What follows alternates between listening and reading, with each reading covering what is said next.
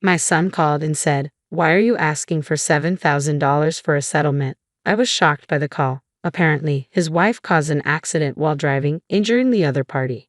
Is this a joke? I thought because the woman sitting across from me during lunch was none other than his wife, the one who supposedly caused the accident. While I hesitated, my son abruptly hung up the phone. I began to suspect it might be a scam, but the caller ID on my phone clearly showed his number. Fuming, I was about to refuse when my daughter-in-law smiled and stopped me. "Let's pay for now. I have a good idea." As the two of us collaborated, the situation took an unexpectedly interesting turn. "Mom, I finally got a job," my 32-year-old son George happily reported to me. "Oh, that's great," I replied. George had spent a long time as an NEET or part-time worker, and honestly, I had almost given up hope that he'd find a job, so I felt a huge sense of relief. Eventually, he married Olivia, a woman he got close to at work. Despite being 2 years younger than George, she was responsible and had a pleasant personality. We never had any mother-in-law and daughter-in-law issues. Although George and Olivia didn't live with me, Olivia and I occasionally had lunch together. I thought with a capable daughter-in-law and George having a respectable job, I could finally relax. But before marrying Olivia, my son had a troublesome habit. Despite having no income, he was careless with money and impulsively bought whatever he desired. He even stole money from my wallet a few times. "Why would you do such a thing?" I sternly scolded him, trying to get an explanation, but my son just pouted and turned away, refusing to speak. Taking money from your parents' wallet and acting like a child even at this age, I couldn't help but cry, feeling embarrassed. Given that experience, I was a bit anxious about my son's married life with Olivia. "Hey Olivia, how is George doing? Is he causing you any trouble?" "Oh, not at all," Olivia assured me, flexing her arm as if to emphasize her point. "It seems my son's household is under Olivia's capable management." "Oh, that's a relief. With you, everything will be fine," I sighed, grateful that George had found a good wife. One day, while having our usual lunch together, my daughter-in-law and I were enjoying our meal. Suddenly, my phone buzzed in my pocket, and when I checked the screen, it displayed my son's name as the caller. "Hello, George. What's going on? Why the sudden call?" George's voice sounded urgent, and I braced myself for bad news. However, his next words plunged me into a whirlwind of confusion. "Listen carefully, Mom. Olivia had an accident while driving." "What?" "The other party got injured, and they're really angry. They want us to pay $7,000 as a settlement." I glanced at the person sitting across from me, the bewildered expression on my daughter-in-law's face. "I'm George, anyway. If you can arrange the money, let me know right away. Bye." He hung up abruptly, leaving me stunned. After the call ended, I remained utterly bewildered, lost in thought. Olivia had an accident, but she's right here.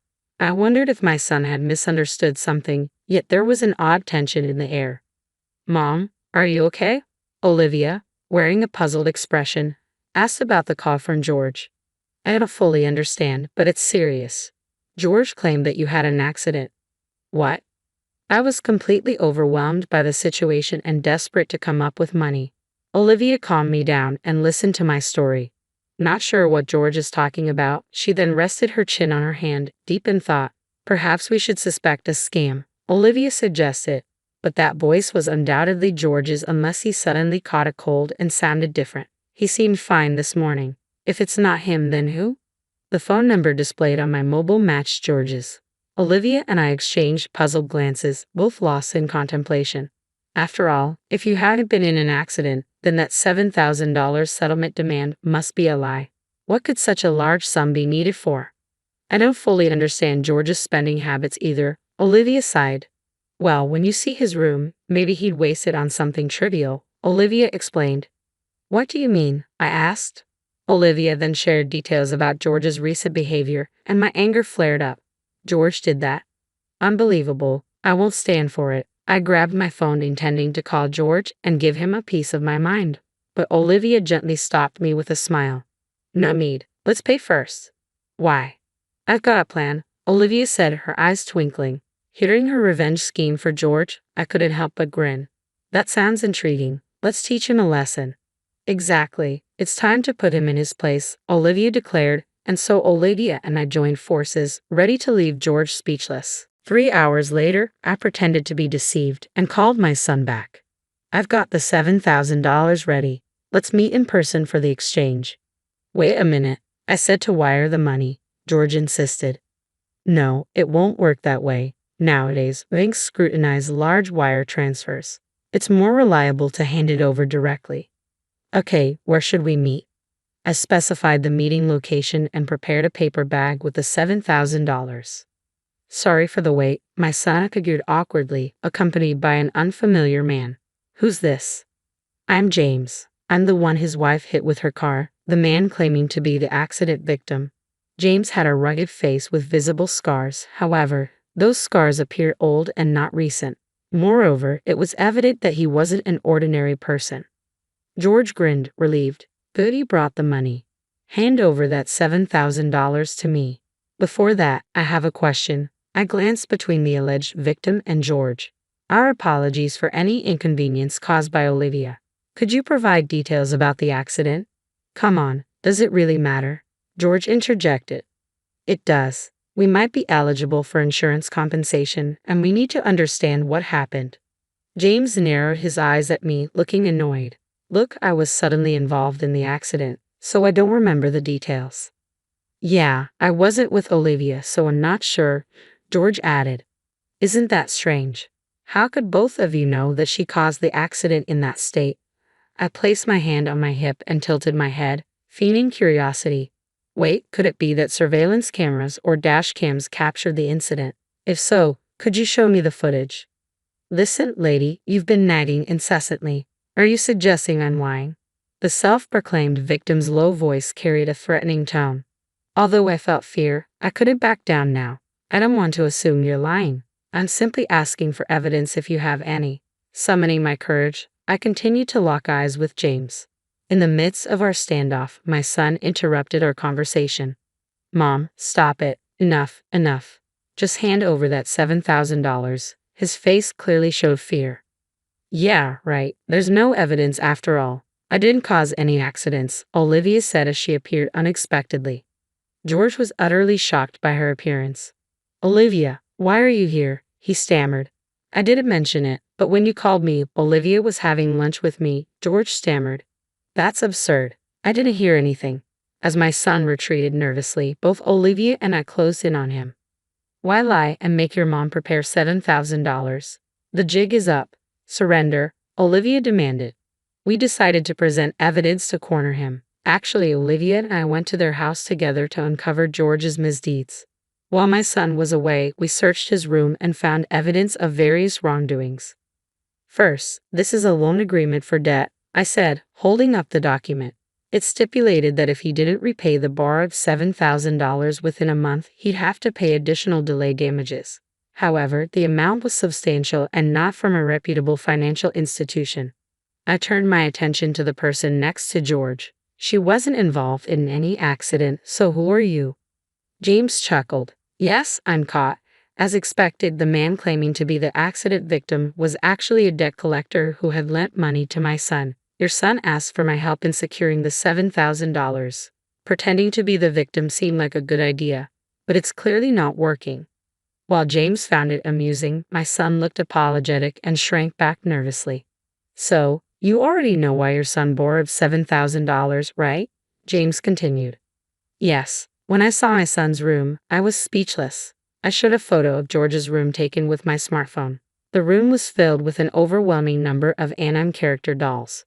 I searched the price on my phone and was shocked. Figures can be so expensive. Among George's belongings, there were high-priced items exceeding $700. We also found receipts from when he purchased the figures, which served as evidence. As a parent, it's hard for me to say this, but my son is careless with money. His salary is entirely managed by his wife. Where would he find the money to buy such expensive things? If he stole from my wallet, I'd slap him immediately. We somehow understood the reason behind his debt, and my daughter-in-law and I were left dumbfounded by the trivial explanation. I knew about your hobby, but if it cost this much, I would have stopped you, Olivia said, glaring at our son with a mix of surprise and anger. Well, what else could I do? Figures are like works of art. Once in a lifetime. If you don't buy them at that moment, you might never get such rare items. George tried to justify himself, on the verge of tears. I understand that feeling, so you'll forgive me, right? With that $7,000, I can finally be free from debt. But George, borrowing money from questionable sources and making reckless purchases can lead your life astray, I said, delivering my message as I tossed a paper bag at George. He caught it, and as he checked the contents, his eyes widened in shock. What's this? Just newspaper cut into the shape of bills. I'm not that kind-hearted to prepare $7,000 when I know I'm being deceived. James chimed in, amused. Well, things have taken a turn. So George, isn't this a different story? George, holding the newspaper-made bundle, looked pale and bewildered.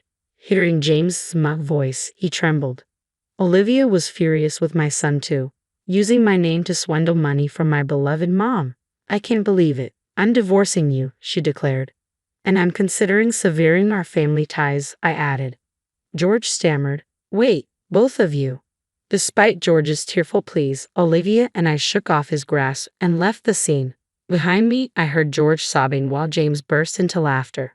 Afterward, I advised George to sell all the figures in his room and use that money to repay the debt. He seemed deeply troubled but accepted the advice and managed to raise the $7,000 to pay James back. I decided to sever ties with my son, but before doing so, I offered one last piece of advice.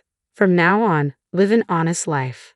However, George's collector's instinct persisted, leading him to repeat the cycle of debt and find himself pursued by loan sharks. Olivia, once his wife, divorced him long ago, but we still enjoy lunches together. Reflecting on George's story, Olivia remarked, changing one's way of life isn't so simple for humans, and we shared a laugh. While watching her smile, I silently wished for Olivia's happiness. How did you find this story? Don't forget to subscribe to our channel. Until next time.